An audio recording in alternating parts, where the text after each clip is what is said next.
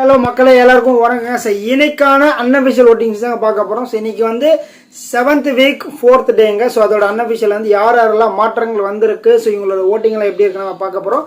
So உங்களோட favourite யார், நீங்கள் யாருக்கு சப்போர்ட் பண்ணுறீங்க அப்படின்றத மறக்காமல் கமெண்ட் பண்ணுங்கள். அதுக்கப்புறம் நம்ம சேனல் புதுசாக இருந்தீங்கன்னா லைக் பண்ணுங்கள், சப்ஸ்கிரைப் பண்ணுங்கள். உங்களால் முடிஞ்சாலும் உதவி பண்ணுங்கள் மக்களே. நீங்கள் போகிற ஒரு லைக்குமே நம்ம சேனல் வந்து நம்ம வீடியோஸ் நிறைய பேர் வந்து சேரும். ஸோ அதனால் வந்து பார்த்து ஹெல்ப் பண்ணுங்க மக்களே. ஸோ முதல் இடத்துல வந்து நம்ம திவ்யா தாங்க இருக்கும். ஸோ திவ்யாவோட ஓட்டிங் பார்த்தோன்னா வந்து 94,209 ஓட்டுகள், பர்சன்டேஜ் வந்து 14% எடுத்துருக்காங்க. ஸோ எனக்கு என்ன திவ்யாவுக்கு வந்து எதனால் இவ்வளோ வாக்குகள் வருது, ஸோ யாரெல்லாம் வந்து திவ்யா வந்து இவ்வளோ லைக் பண்ணுறீங்க அப்படின்னு எனக்கு தெரில.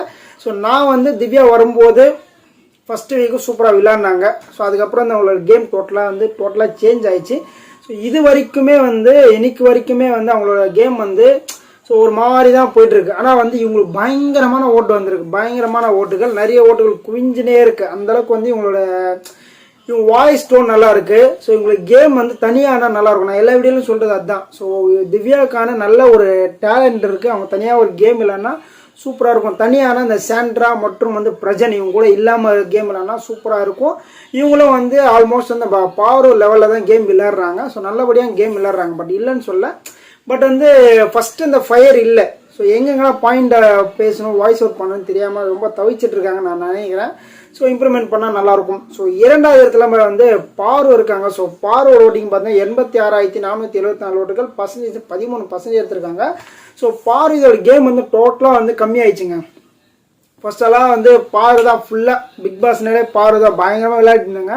லாஸ்ட் வீக் கூட வந்து ரெட் கலர் ட்ரெஸ் போட்டிருந்தாங்க. ரெட் கலர் ட்ரெஸ்ஸில் வந்து ஒரு வேளை சொல்லியிருப்பாங்க போல, நீங்கள் வந்து உங்கள் டேஞ்சரில் இருக்கமா கொஞ்சம் கண்ட்ரோல் பண்ணி சொல்லியிருப்பாங்க போல இருக்கு. டோட்டலாக சேஞ்ச் ஆகிட்டேன். ரொம்ப சாஃப்டாக இருக்காங்கன்னு சொல்ல முடியாது, பட் ரொம்ப ரூடாக இருக்கான்னு சொல்ல முடியாது. மிடில் வந்து ஸோ கொஞ்சம் ரொம்ப கத்தாமல், ரொம்ப இது பண்ணாமல் இந்த ஒரு கேங் கூட சேர்ந்துட்டாங்க. எந்த கேங்னா சாண்ட்ரா கேங் கூட சேர்ந்துட்டாங்க. சாண்ட்ரா,